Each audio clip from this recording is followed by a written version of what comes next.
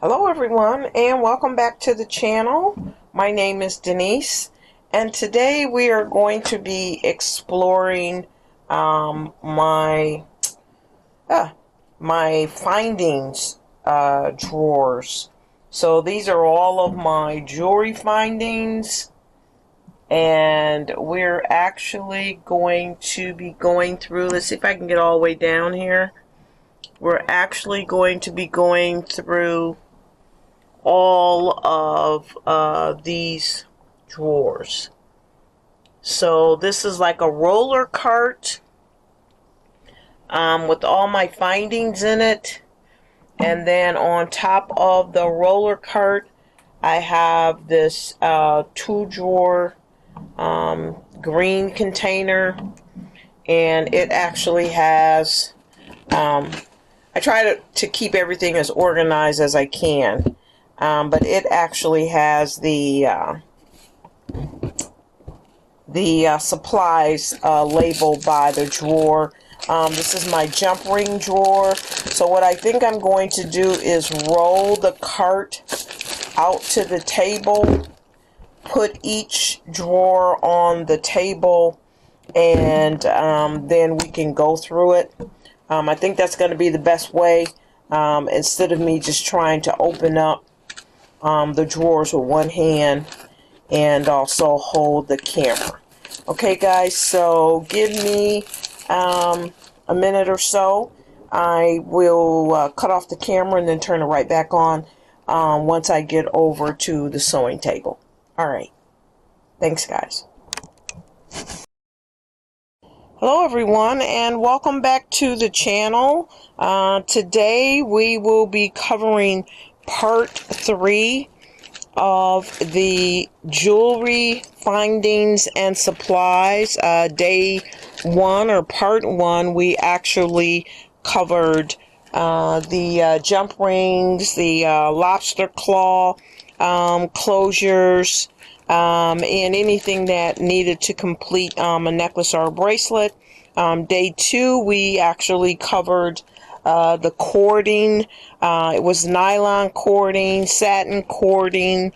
It was the braided cording that was covered in wax, and all different types of elastic cording, anything that you would use to bead your necklaces as well as your bracelets. Today we actually have part 3, and today we're going to be covering bells, the filigree bells, and when I say bells, I'm not talking about B-E-L-L-S. I am talking about B-A-I-L-S. And so the bells, they cover a multitude of mistakes, and they also give your jewelry beautiful finishes, beautiful professional finishes. But before, and we're also going to be covering end caps. I'm going to try and explain the difference between the two. Sometimes they're kind of used interchangeably, but today hopefully I can bring some clarity to the end caps versus the bells. But before we get into the bells today, I want to cover just some one-offs here, and that is going to be the frames that you actually use for your jewelry. So I had 3 different packs here, and I just want to go over that today with you. Okay, so these are frames, and they're also called bells, but these actually have the frames where you can frame a fabric, a picture, or a stone in this jewelry. A lot of times the oval stones will fit in here. Sometimes the cameos will fit in here. The side portrait will fit in here, but you can do a lot of different things. You can do fabrics in here, you can do a bead drop in here, you can do so much, and you can see it actually has its own bell connector where you're just going to put a chain or something through it and make a necklace or a bracelet out of it. Also here I have the frames as well, which you can do the same things with. Now, one thing that I do use this frame for is when I am doing my resin. If I want to put something inside of this and then resin it down so it has a hard coating on top, I will use my frame for that. But a lot of people will use these frames for different coins, and then you just pour resin over it and it preserves the coin. And I was looking around to see if I had a coin with me, but I think it's in my brass box. So I just wanted to cover those. And then also too, this probably should actually be in with my gold tone earring findings, but this too, it'd be somewhat of a frame that I would drop a bead in at the bottom, and then I would put a ear wire at the top. So I probably need to switch the bag on this. I just noticed that it was inside here with the bells, which is fine, but I think I may split up the bag and do half and half, leave one here and the other in gold tone. Okay, so let's get to our bells today, and I am first going to pull the filigree bells here, and then I am going to pull in a couple pairs. Let's see, let me get us some space here, of course. This was open, and since I have them in my hand, I'm going to show you. They have the little loop on top where you can put a ear wire, or you can put a jump ring for the chain on that. But let me get it back in the bag first, guys, and I have to do this because these beads, like, really quick can get out of hand, and everything is everywhere, so that would be the only downside. So that's why I just try to keep a eye on them. Let me pull this here. Okay, so we're going to get into the filigree for a second, but I just wanted to show you. This is how a lot of people will hold stones together, and they call this a bell because what they do is, as you can see here on this one and on this one, it's like a little prong. I don't know if you can see the prong right here and right there. Let me see if I can open it up and put it in my hand. And while I'm saying that, I am looking ahead of me, and I can see that I missed this frame, this tray frame. This is actually a gold tone. So I'm going to set that aside because I just went over the frames and me actually using the resin inside of them. But getting back to this bell, if you can see how I'll turn it sideways, and if you can see, it has the prong on two ends. So a lot of people will take a stone, put it in the middle, put some E6000 or some type of glue on it, and then they will press this down. I don't want to mess up the integrity of the metal here, but they'll press this down into the stone, and it holds the stone, and then they can turn it over like this and put a chain through the top of the bell there. Okay, so that is another way that you can actually use the findings for your jewelry if they don't have holes in it. These are very, very good alternatives, especially for stones. Okay, now I'm going to get back to the filigree, and when I say filigree, it just means that there's a cutout design on the bell, if you can see that. I have this in the silver, and I have it in the gold. There you go. And I think I have two lengths. I have a long length and I have a short length. Okay, so that's the filigree, and these are the ones that are like the really skinny long ones. But I do have, let's see here, here's more gold. And you can see the two gold tones. That's one thing I always try to buy, both of the shiny gold and then the more bronzy. Well, they don't call this bronzy. I think they call this a rose gold. I think that's what this is called, a rose gold. So I always try and get both colors because that gold can kind of take you anywhere in between, and you just don't know. So this is the filigree, and this is the shorter bells. So they come in all different sizes. These are a lot smaller and shorter than the long skinny bells. So okay, so this is all gold. I'm going to take this together. But let me move some of this out of the way. This is it too, but this is in like more of a brass color. I always try to get brass. And this is more of a dark bronze. So sometimes I can put black with that. But this all has the open metal look, the filigree type design with it. I think as I'm looking over here, hold on one second, let's push this up here so you can see it well. Here's the silver. In this bag here, I am looking at some of the brass, and there's different designs. I'm not sure if you can kind of see the different designs there. I'll pull one out so you can see it. Let me just pull the others out of this bag so I can make sure I'm going over everything and I don't miss anything. This is it, but this is like really, really, really small. Really, really, really small. For something like that's really skinny. Now, I did have a comment on, okay, this is a really small one too, but this is in a, like a dark brass tone.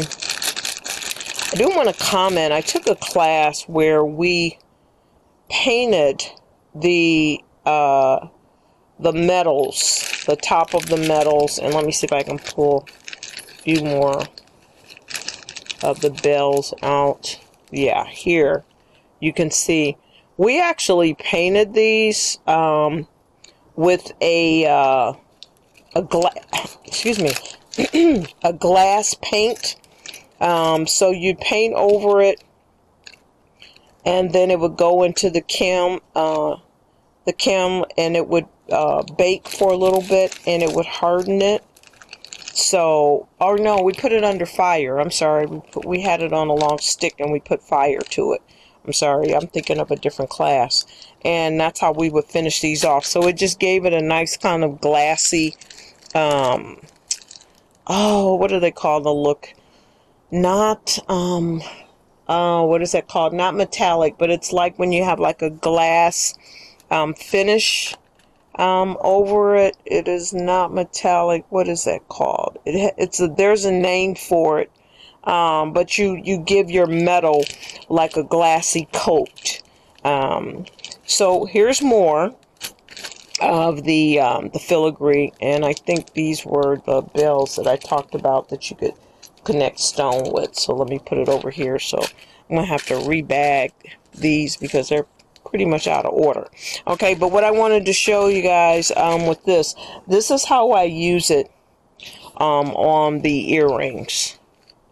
So let me put this to the side.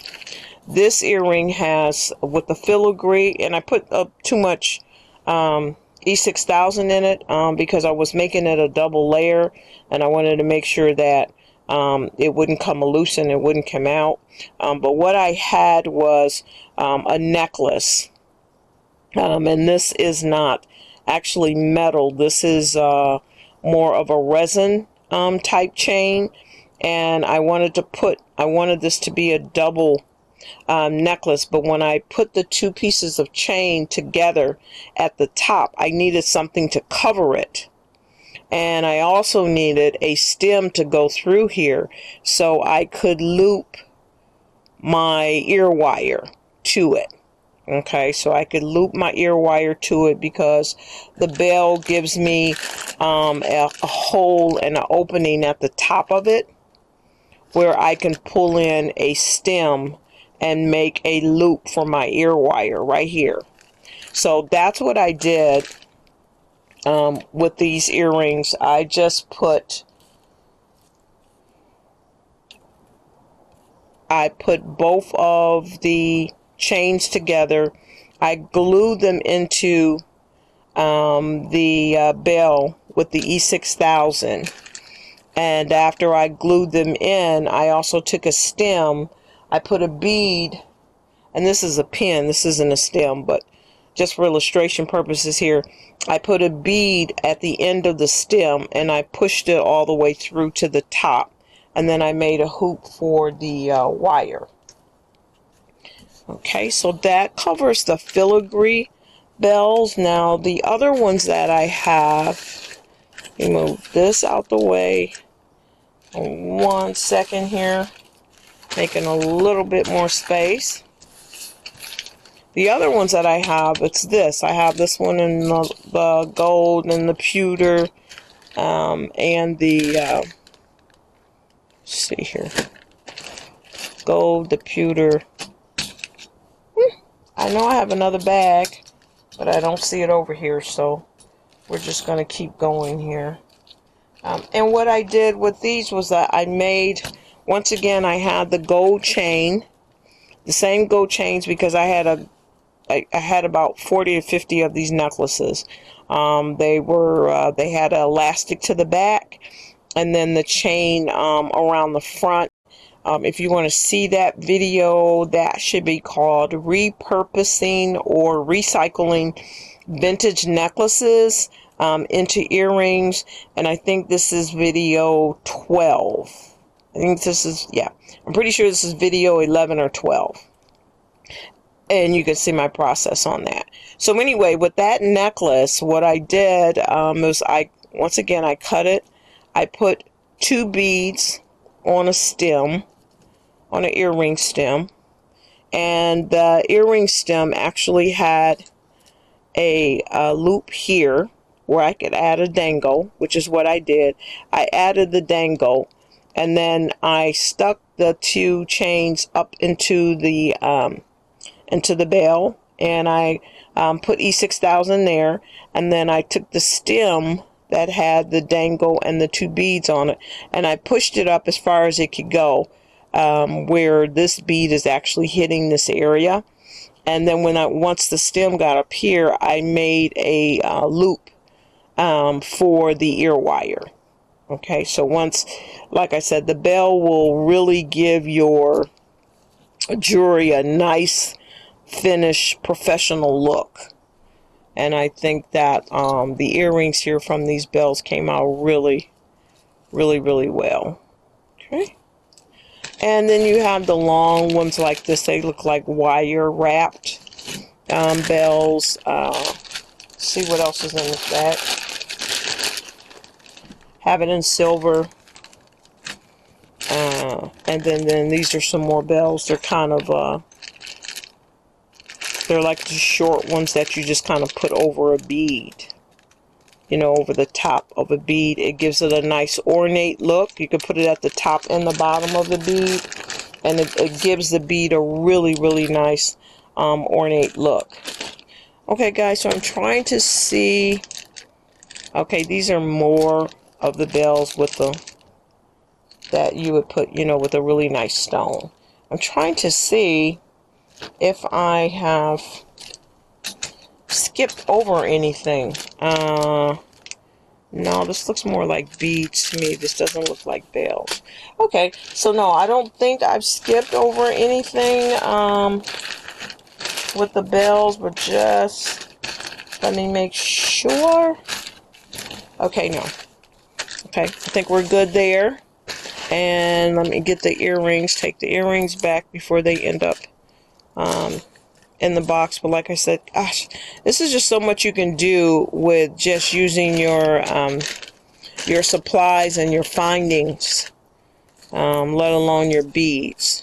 Okay, so we have the 2 examples here. Okay, now I am going to bring in the end caps. I'm going to show you the end caps. The slight difference between the end caps.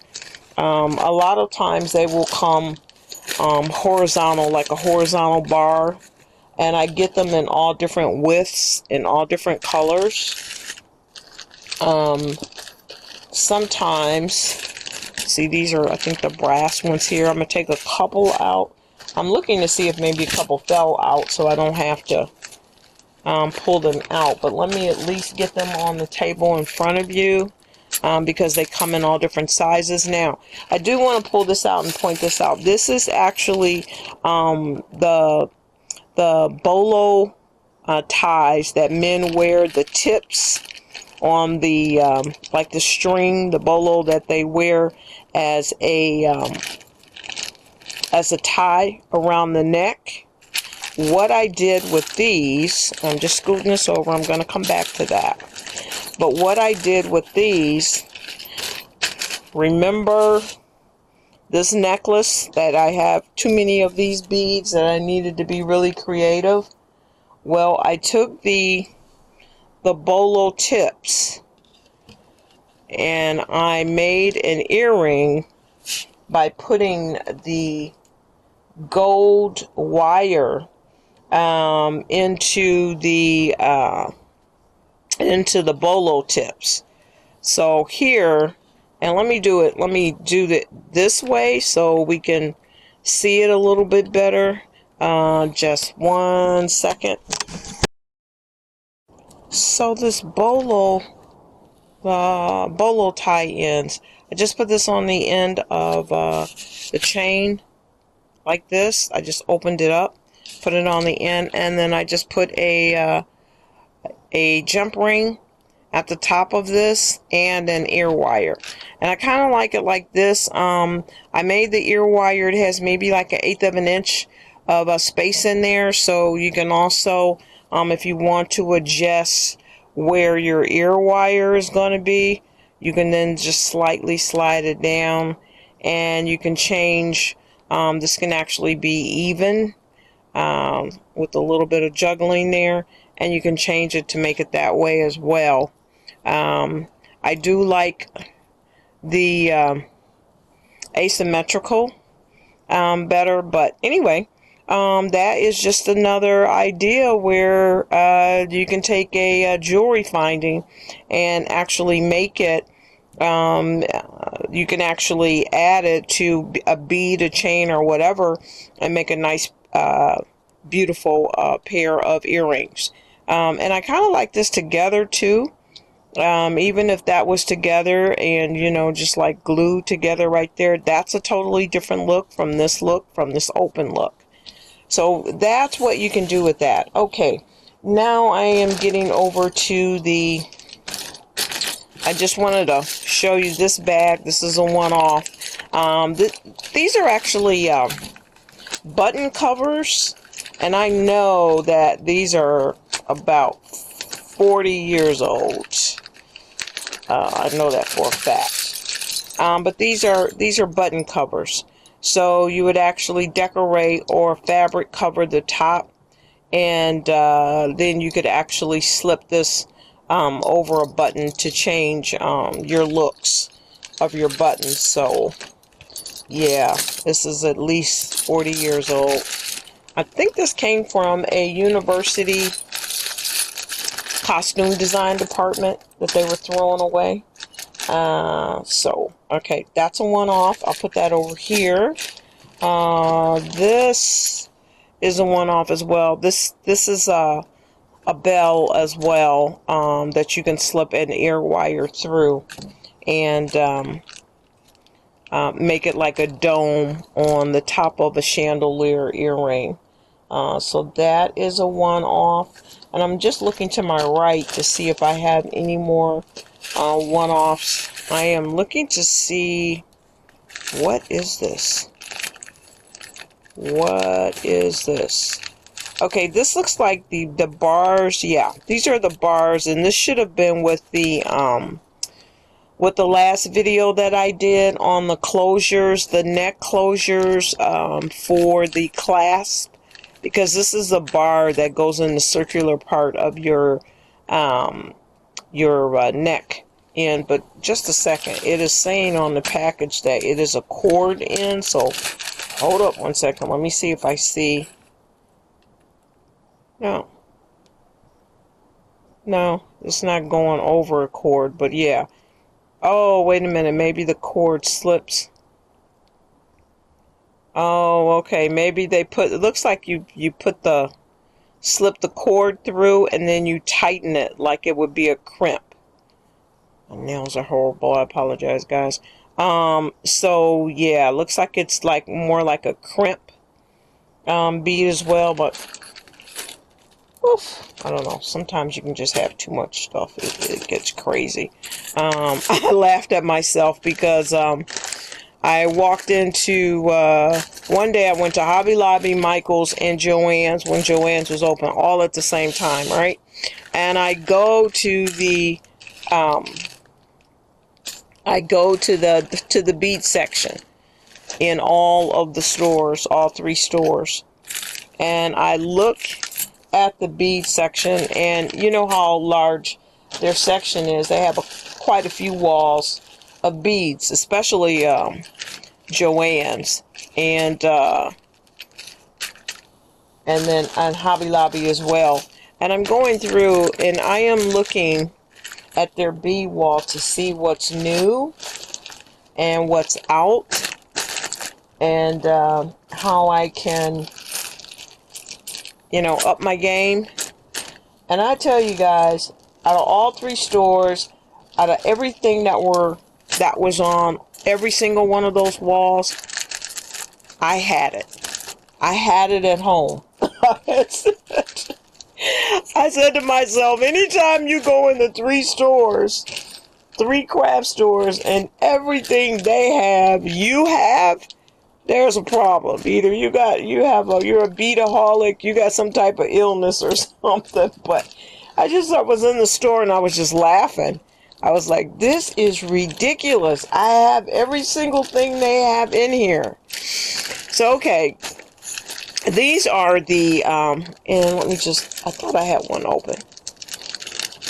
These are the end bars. I get these in all different lengths. Sizes, from the 1/8 or 1/4 of an inch little bitty one, like, let's see, over here if you can see that, kind of like an end tip, to the super large ones, like this.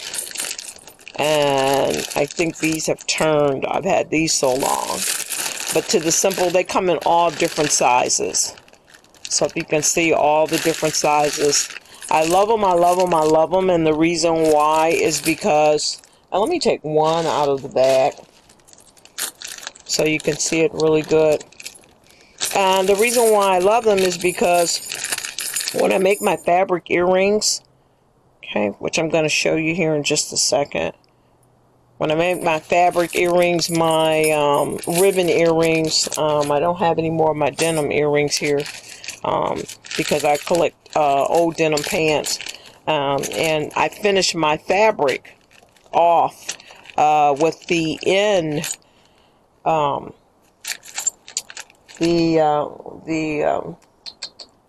do I want to call these again? Just one second, guys. Okay, they're called end bar clips, just looking at it. And they have the decorative ones too. See, these have like a scallop edge to it. You know, these are just straight across. But look at the different colors you can get them in, and look at how long and how wide. How long and how wide they come. How much area you can cover with that. And then they have the ones that come down. These are some brass ones. And they just kind of come down like a Peter Pan collar. These are scallop ones. We take the scallop ones out because we very seldom see the scallop ones. And I just have them. I have them in all different colors, shapes, and sizes. And here you can get a chance to see the scallop, a little scallop edge on it.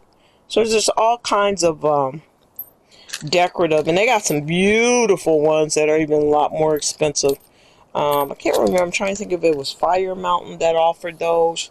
There was some particular craft shop that offered those, but these are my ribbon earrings, and we will get around to those earrings when we go through my ribbon box. But as you can see, I've used the bar across the top. With the ribbon, you can kind of, after you cut it, you can either burn it or put fingernail polish across the top to keep it from fraying. This I actually pleated, but just putting that that bar clip across the top and then attaching your ear wire. In this case, this is a clip because I have clip customers, and there you are. That's how it looks with the ribbon. So we are going to have a day of nothing but ribbon earrings, but I really do use the end bar clips with the ribbon to make the earrings. Let me puff this out a little bit. I think it's gotten kind of flat. And it just makes a beautiful, it just gives it a beautiful finish on that. Now I did want to bring over, okay, these are more of the bolo tie ends. I showed you these over here, but they also have the ends like this. So it's a country western type look, and there's so much you can do with that in making, let me see if I can get a little bit of the glare off, in making the earrings as well. So that, let me see guys, I don't want to miss anything. So I am looking to my left and my right. I think I showed you all. See, these are the smaller the end caps. These, I use these a lot as well. I'm trying to remember why I use these so much, but I use these a lot as well as the longer bars. So I have quite a few of those. And like I said, I get them in all different colors. And when I say colors, meaning the metal colors, because I actually want them to match the earring and also the metal.